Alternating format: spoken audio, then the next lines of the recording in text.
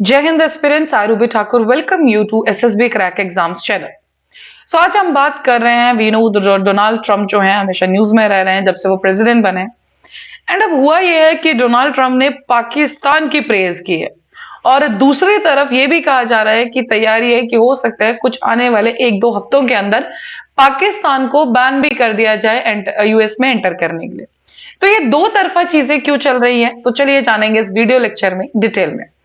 So, a person illegally involved in planning deadly August 2021 bombing at Kabul airport had been arrested with Pakistan's assistance. So हुआ क्या है, आप सबको याद होगा जब तालिबान ने काबुल के अंदर सारा टेक ओवर कर लिया था, उसी पर्टिकुलर टाइम पे कुछ डेडलाइन डिस्कस की गई थी कि इससे पहले जो है अमेरिका अपने ट्रूप्स को वहां से बाहर निकाल लेगा। एंड उसी दौरान एक बॉम्बिंग हुई थी जिसे हम एबे गेट बॉम्बिंग के नाम से भी जानते हैं। तो उसी के दौरान जो है ये सब चीजें चली। अब हुआ क्या है, उनको जो वो इंसान था शरीफुल्ला उसका नाम है, तो उसको अरेस्ट करने में पाकिस्तान ने उनकी हेल्प की। तो ट्रंप जो है जब भी ये एड्रेस कर रहे थे कांग्रेस, उसी दौरान उन्होंने पाकिस्तान का उसके लिए प्रेज भी की और पाकिस्तान का धन्यवाद भी करा। एंड उसके बाद जो प्राइम मिनिस्टर है पाकिस्तान के शहबाज शरीफ, उन्होंने भी धन्यवाद का ट्रंप का कि आपने हमें एक्नॉलेज किया, अप्रिशिएट किया पाकिस्तान जो रोल निभा रहा है इस पर्टिकुलर टाइम पे टेररिज्म के खिलाफ। और ये बात तो आप सब जानते हैं कि पाकिस्तान और टेररिज्म के खिलाफ दोनों बातें कुछ जचती नहीं है साथ में। डन, बट चलिए हम तो डिस्कस कर रहे हैं कि जो अभी न्यूज में हमारे सामने आया। डन, तो जो शरीफुल्ला करेक्ट, उनको जो गिरफ्तार किया गया, उसी के ऊपर जो ये सारा का सारा धन्यवाद अमेरिका की तरफ से पाकिस्तान को दिया गया। सो अटैक का नाम अगर याद है आपको, एबे गेट बॉम्बिंग, ये लिया गया था जब यूएस फोर्सेस उनके अलाइज इवैक्यूएट कर रहे थे काबुल को, जब तालिबान ने टेक ओवर कर लिया था उस पर्टिकुलर सिटी को। यूएस अथॉरिटीज ने एक टाइमलाइन सेट की थी, दैट वाज 31 अगस्त 2021। एंड इसी चीज के लिए जब सारे लोग अगस्त 15, डन, अगस्त 15 को आपको याद होगा तालिबान ने काबुल के ऊपर पूरा कब्जा कर लिया था। एंड उसके बाद हामिद करजाई इंटरनेशनल एयरपोर्ट जो है वो सिर्फ एक मात्र जगह बची थी जहां से इवैक्यूएट किया जा सकता था। इसी के लिए 26 अगस्त को हजारों लोग जो है उसके अंदर अफगान्स भी थे एंड अमेरिकन ट्रूप्स भी थे, जो सब इकट्ठा हुए थे वहां से बाहर जाने के लिए, मतलब काबुल से अफगानिस्तान से बाहर निकलने के लिए। उसी टाइम पे अराउंड 5:50 का टाइम था शाम का, एंड सुसाइड बॉम्बिंग होती है एयरपोर्ट के एंट्री पॉइंट पे, और उसी गेट का जो नाम था दैट वाज एबे गेट। एंड उसी के ऊपर इसका नाम भी एबे गेट बॉम्बिंग इसको बोला जाता है। एंड कम से कम 200 लोग मारे गए थे, जिसके अंदर 13 अमेरिकन सोल्जर्स भी थे जिनकी मौत हो गई थी। उसी के बाद से क्या हुआ था कि बाद में पाया गया था कि जो बॉम्बर था जिसने अटैक किया था that was Abdul Rahman El Lugari, then जो कि मेंबर था इस्लामिक स्टेट ऑफ इराक का, या आईएसआईएस के नाम से आप जानते हैं, खुराजन प्रोविंस। डन, तो उसी का ये मेंबर था। डन, अब ये जो सस्पेक्ट हमें मिला है उसका क्या है कि सीनियर यूएस ऑफिशियल्स का कह रहा है कि जो शरीफुल्ला है मेन हेड यही थे, इन्होंने ही सब चीजें जो है उसको गाइड की थी, जो जितना चेकिंग होना था कि आप जा सकते हैं नहीं जा सकते, so everything was done by him. ये जो अरेस्ट हुए हैं वो अरेस्ट हुए हैं अफगानिस्तान और पाकिस्तान के बॉर्डर के, उसी के बीच में इनको अरेस्ट किया गया है। तो शरीफुल्ला जो था इसने ज्वाइन किया था मिलिटेंट ग्रुप 2016 के अंदर, और इसका जो नाम है, कम से कम 20 अटैक्स है जो अफगानिस्तान के अंदर हुए उससे नाम जुड़ा हुआ है। शरीफुल्ला को 2019 में भी अरेस्ट किया गया था जब यूएस की बैकिंग थी अफगान गवर्नमेंट की, बट उसके बाद भी he somehow manage to escape from the prison. Done, Sharifulla अब जैसे गिरफ्तार हो चुका है तो उसने एडमिट भी किया है कि जो एबे गेट अटैक है उसकी जितनी भी प्रिपरेशंस है, जो भी चेकिंग्स होनी थी, जो बॉम्बर थे किस तरह से वो रूट में जाएंगे ताकि सिक्योरिटी चेक के अंदर भी वो ना फंसे, सो हर एक चीज इसने खुद वहां से मैनेज की थी। एंड शरीफुल्ला स्पेसिफिकली उसने जो लॉ एनफोर्समेंट है या अमेरिकन तालिबान के जो चेक पॉइंट्स थे सारे, हर एक चीज को प्रॉपरली चेक करने के बाद जो है आगे अटैकर को बताया कि वो आराम से जा सकता है, अब वो वहां पे डिटेक्ट नहीं होगा। और जैसे ही अटैक हो जाता है उसके बाद 200 लोग मारे गए, 13 अमेरिकन सोल्जर्स भी थे। तो शरीफुल्ला उस टाइम से भागे हुए थे, he was on the run.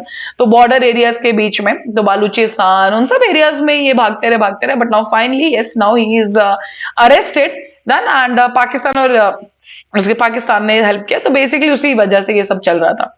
अब ये तो था कि क्यों उनको धन्यवाद दिया गया, लेकिन वहीं दूसरा एक और पहलू है यहाँ पे कि कुछ सोर्सेज, और वो भी कंफर्म सोर्सेज का कहना ही है, 3 से 4 सोर्सेज का ये कहना है कि बहुत जल्द जो है पाकिस्तान और अफगानिस्तान दोनों पे ही जो है बैन कर दिया जाएगा। सो जानते हैं कि ट्रंप ऑलरेडी एक एग्जीक्यूटिव ऑर्डर उन्होंने साइन किया था 20 जनवरी के दिन, जिसके अंदर इमिग्रेशन जो है, बट इलीगल जो इमिग्रेंट्स है उन सबके ऊपर जो है पूरा टाइट कर दिए गए।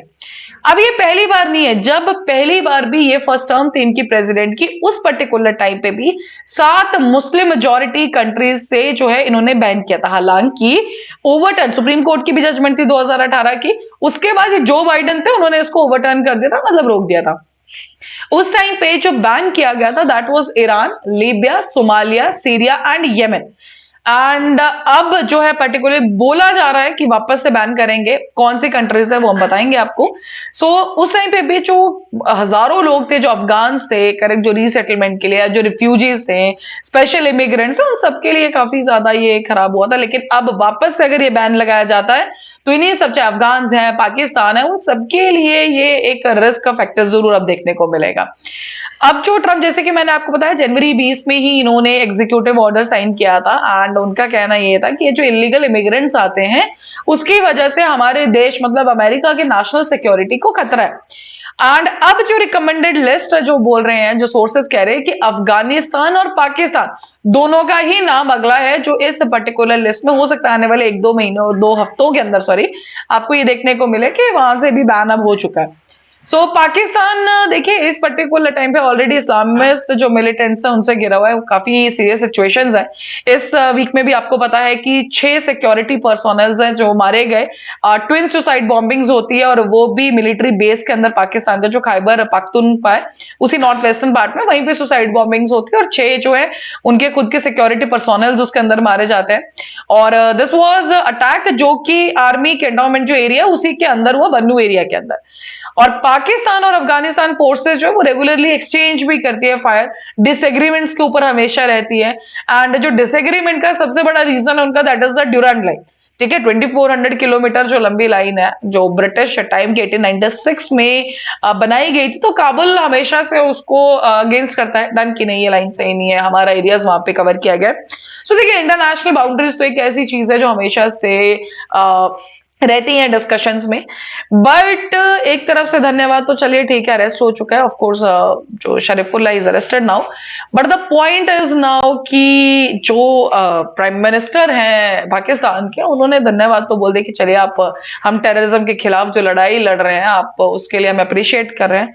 But we know the Trump, ठीक है, so make America great again, so that is the thing. जो मेन फोकस इस टाइम पे ट्रम्प का वहीं पर है, करेक्ट। सो इस सबके बीच में बहुत जल्द हमें देखने को मिल सकता है, जो रिसोर्सेज का कहना है यहाँ पे कि बहुत जल्दी ये जो अफगानिस्तान हो गया, पाकिस्तान हो गया, दैट इज, देखिए उनकी मिलिटेंट एक्टिविटीज जो है इस्लामिस्ट उस पे, सो उन्हीं की वजह से भी है, डन।